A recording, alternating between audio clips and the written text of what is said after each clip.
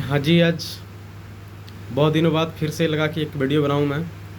बहुत दिनों से मैं सुन रहा हूँ या यूट्यूब पे आप लोग सब सुन रहे होंगे, कुछ कॉन्स्टिट्यूशन को लेकर हो रहा है बात। या यूट्यूब पे तो आए गाहे बगाहे दिन तो आता ही रहता है, Ambedkar Ambedkar Ambedkar Ambedkar Ambedkar.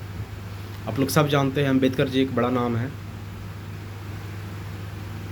Making of the constitution में। अम्बेडकर जी कॉन्स्टिट्यूशन बनाए, ठीक है, हमारे संविधान का निर्माता उनको माना जाता है, लेकिन क्या वो अकेले थे उस संविधान के निर्माण कमेटी में?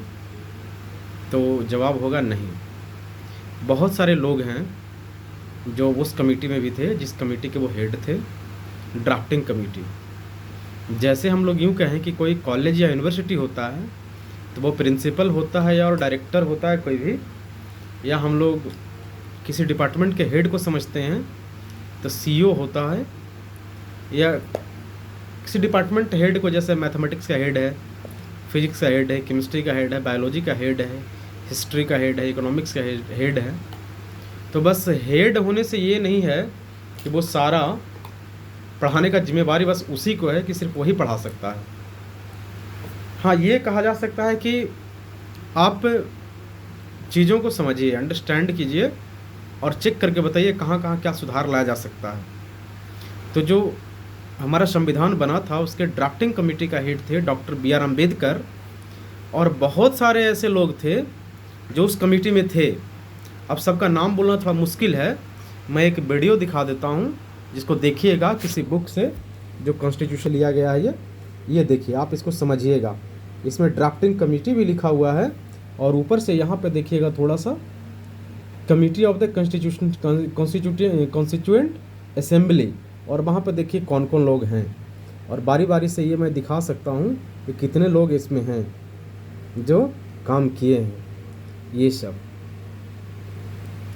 सब बहुत बड़ी बात नहीं है, आप सब बुक से पढ़ सकते हैं कहीं से भी, तब आपको पता चल जाएगा कि कहाँ कहाँ से क्या क्या लिया गया, अलग अलग कंट्री से लिया गया है। और ये सब देखिए ऐसे लोग भी हैं। अब सबका नाम तो जोड़ना बड़ा मुश्किल काम हो जाएगा, वो बड़ा लंबा वीडियो हो जाएगा, इसलिए मैं चाहता हूँ कि मैं इस वीडियो में लिख देता हूँ, ये वीडियो में दिखा देता हूँ, आप लोग एक बार देख लें, ठीक है। तो ये इतने सारे लोग कॉन्स्टिट्यूशन को बनाने में सहायता किए थे, लेकिन आज की डेट में सिर्फ हम लोग नाम लेते हैं अम्बेडकर अम्बेडकर। तो देखिए कुछ लोग क्या होते हैं कि इंडिया में अम्बेडकर के नाम पे पॉलिटिक्स करते हैं, ठीक है। हमारे अम्बेडकर जी महान हैं, कोई डिनाई नहीं कर सकता। हमारे गांधी जी महान हैं, कोई डिनाई नहीं कर सकता।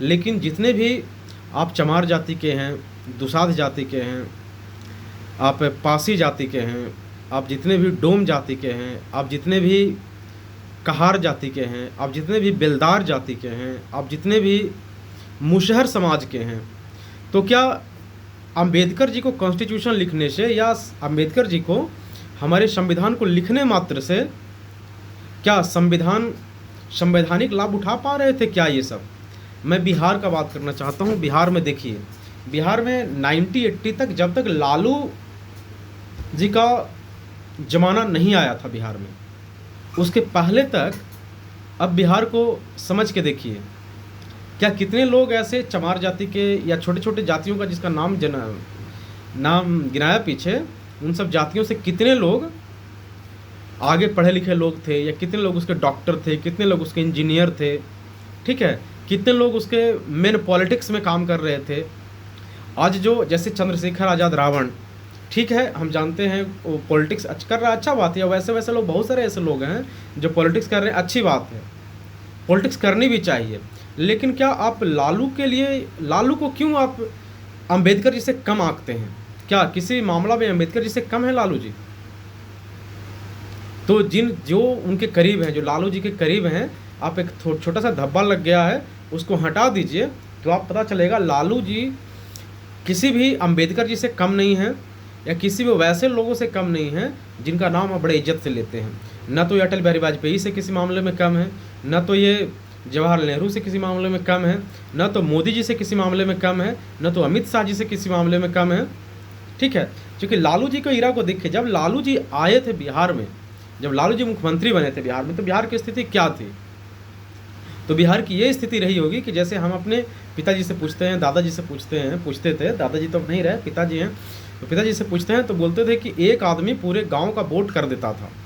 और वो कौन लोग हो सकते हैं वो समझ सकते हैं आप, कितने कौन लोग पढ़े लिखे लोग थे वो लोग। एक अगर 100 वोट या 200 वोट किसी मूसहर जाति का वोट अगर 200-500 किसी गांव में है, तो दूसरे गांव से एक आदमी जाता था, बोलता था तुम लोग बाहर मत आना, उसका सारा वोट एक आदमी को देकर चला जाता था।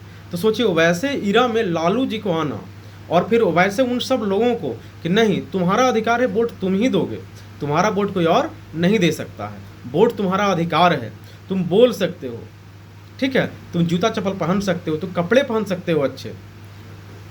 तो अंबेडकर जी ठीक है, आप संविधान बनाए, संविधान लागू करने का या संविधान को सही तरीके से समझाने का श्रेय जाता है किसको?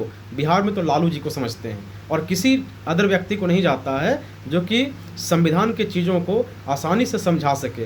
हंसते हंसते संविधान के चीज़ों को हंसते हंसते जो समझाया हुआ आदमी, हो सकता है कि उस दौर में या अब के लोगों को वो बात हास्यास्पद लगता है जो उस ज़माने में लालू जैसे शर्ट फाड़ लेते थे, लालू जी शर्ट फाड़ होली खेल लेते थे, तो ये सब क्या था?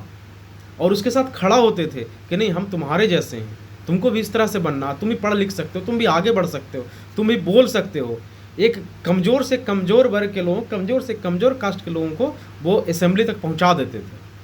तो वैसे आदमी को लोग भूल कैसे सकता है?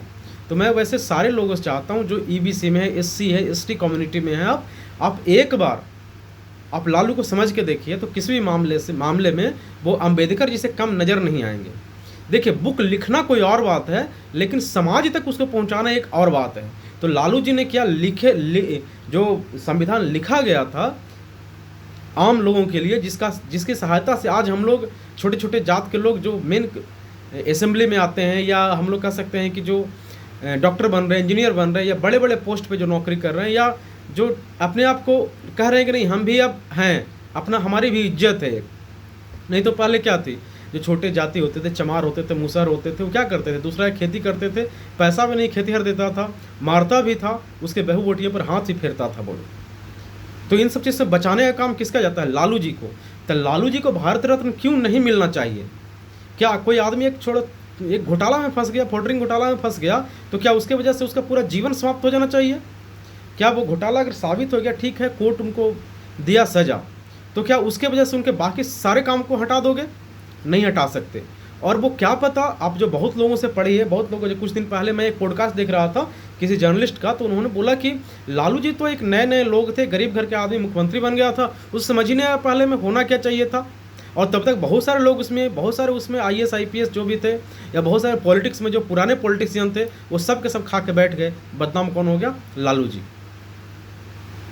तो आप बात को समझिए, आप लालू जी को, आप जितने बिहार के जितने भी लोग हैं, ऐसे बिहार को सेंट्रल गवर्नमेंट, चाहे वो गवर्नमेंट बीजेपी का रहा हो या कांग्रेस का रहा हो, दिया ही क्या है आज तक? क्या दिया आज तक बिहार को? बिहार को कुछ नहीं देने का चक्कर तो यही है कि ना बिहार का एजुकेशन सिस्टम ठीक है, न बिहार का स्वास्थ्य ठीक है, न बिहार का किसान ठीक है, तो कुछ भी बिहार का तो ठीक नहीं है अभी के हिसाब से। आप जो देखिए UPSC का रिजल्ट आएगा, आप पेन पेपर पे आप डेटा आपके पास रहेगा, आप डेटा से रिकॉर्ड निकाल के आप देख लीजिए कि बिहार से यूनिवर्सिटी के लड़का जो बिहार में रह के कितने लोग UPSC क्वालिफाई किया है, कितने लोग अगले साल 2025 में देखना कैट का एग्जाम होगा, 2025 तो इसी साल नवंबर में कैट का एग्जाम होता है, कैट में देखना कितने लोग बिहार के यूनिवर्सिटी से पढ़ के, बिहार के कॉलेज से पढ़े, कितने लोग IIM गया है। अभी IIT का एग्जाम होने वाला है 18 मई को, IIT का एग्जाम जब हो जाए तब देखना कि बिहार के जो कॉलेजेस है वहाँ से कितने लोग पढ़ के IIT गया है। अब डेटा है आपके सामने, मूर्ख क्यों बन रहे हो बिहार के लोग? आप समझो इन सब चीज़ों को, आप अधिकार मांगिए, आप लालू जैसे लीडर को आगे कीजिए, तभी आपका अधिकार मिलेगा। क्योंकि लालू एक अधिकार दिलाया था, दोबारा अधिकार बिहार को दिलवाना है तो लालू जैसे लीडर को अपनाइए। मैं ये नहीं कह रहा है कि तेजस्वी यादव लालू जैसा है, लेकिन कोई तो ऐसा होगा जो लालू जैसा होगा, कोई तो ऐसा होगा बिहार में जो लालू जैसा होगा, उसको पकड़ के लाइए ना कहीं से। अपने पर्सनल फायदे के लिए किसी ऐसे आदमी को वोट ना कर दें, या किसी ऐसे आदमी को वोट या जिता ना दें जिसकी वजह से आपका पूरा क्योस मचा रहे, पूरा बिहार का। आप समझिए चीज़ों को। अब एक नया दौर है, नए दौर में बिहार सबसे पीछे है अभी के डेट में, और जो पॉलिटिशियन सब जो है, बिहार का एमपी है, एमएलए है, वो कहीं से नहीं लगता है कि उसको बिहार के लिए अच्छा सोचना है, क्योंकि उसको बिहार से क्या इमोशनल अटैचमेंट है? कोई इमोशनल अटैचमेंट नहीं है बिहार के लोगों से, क्योंकि उसका बाल बच्चा तो कोई लंदन पढ़ रहा होगा, कोई कैलिफोर्निया पढ़ रहा होगा, तो इन सब जगहों पे कोई बिहार में है ही नहीं, कोई मुंबई। बिहार का ही बात है, छोटा मोटा पॉलिटिशियन है जिसके पास ठीक ठाक पैसा हो गया है, आज के डेट में मुखिया तक, वो अपने बाल बच्चा को दिल्ली मुंबई और कहाँ कहाँ भेज देता है पढ़ने के लिए, इंडिया में ही। और उससे थोड़ा सा ज़्यादा पैसा हो गया तो फॉरेन में चला जाता है लोग पढ़ने। तो उसका बिहार से क्या ही अटैचमेंट रहा है? कोई अटैचमेंट नहीं है भाई। इसलिए एक नया लालू को लाने का टाइम आ गया है। एक नया लालू बनाओ बिहार में, तभी आपका भला हो सकता है, अनदरवाइज फिर भला नहीं होगा। आप देखिए, जैसे यहाँ पे देख रहे हैं बिहारी फर्स्ट चिराग पासवान बोलते हैं, उन्हें कितनी कंपनियाँ हैं जो फॉरेन में है, उनके पास पैसा कहाँ से आया? अब बताइए, एक एमपी ठीक है महीने कितना कमा सकता है, या उसके पिताजी कमाए कितना कमा सकता है? तो हम सब इन सब चीज़ों को समझिए। जो यहाँ के एमपी एमएलए बन रहे हैं, जो अभी ट्रेंड में है कि वो बीजेपी से भाग के आरजेडी में आएगा, आरजेडी से भाग के बीजेपी में जाएगा, बीजेपी दोनों से हट के जेडीयू में आएगा। क्या कर रहे हैं? रोटेशन बैरियर है, उस रोटेशन में हम लोग पड़े हुए हैं। अल्टीमेटली क्या करते हैं, जो बीजेपी से भाग के आरजेडी में आएगा उसको टिकट देगा आरजेडी, वो जीत जाएगा। अरे तो बेहुदा उसका क्या फ़र्क पड़ने वाला है जीवन में? वो तो विधायक एमपी पहले से था, वो आज भी है, पार्टी किसी का भी हो। अब देखिए, आपके बिहार में ऐसे ऐसे विधायक बन जाते हैं। गोपाल मंडल को देखिए, साला बोलने का जिसको तमीज़ नहीं है, वो बात करता है किस तरह से। वैसे वैसे लोग बिहार को रिप्रेजेंट करते हैं। बिहार के मुख्यमंत्री को देखिए क्या क्या बात करते हैं वो। अब समझिए, ये समय आ रहा है, समझने का टाइम है। और एक जोर तो लगाना चाहिए आपको कि लालू जी को कम से कम भारत रत्न दिलवाइए आप लोग। जितने भी छोट जात के लोग हैं उनको तो स्पेशली बोलना चाहिए, जितना चमार जाति के है, जितना दुसाध जाति के है, पासी है, डोम है, मुशहर है, ये सब जात तुम लोग खड़ा नहीं होगे। हो सकता है तुम्हारा बाल बच्चा लालू जी के किए चीज़ों को भूल गया हो, लेकिन तुम्हारा बाप दादा, तुम तो अभी जिंदा हो, तो अपने बाल बच्चों को समझाओ कि लालू जो तुम्हारे लिए किया है वो कोई और नहीं कर सकता था।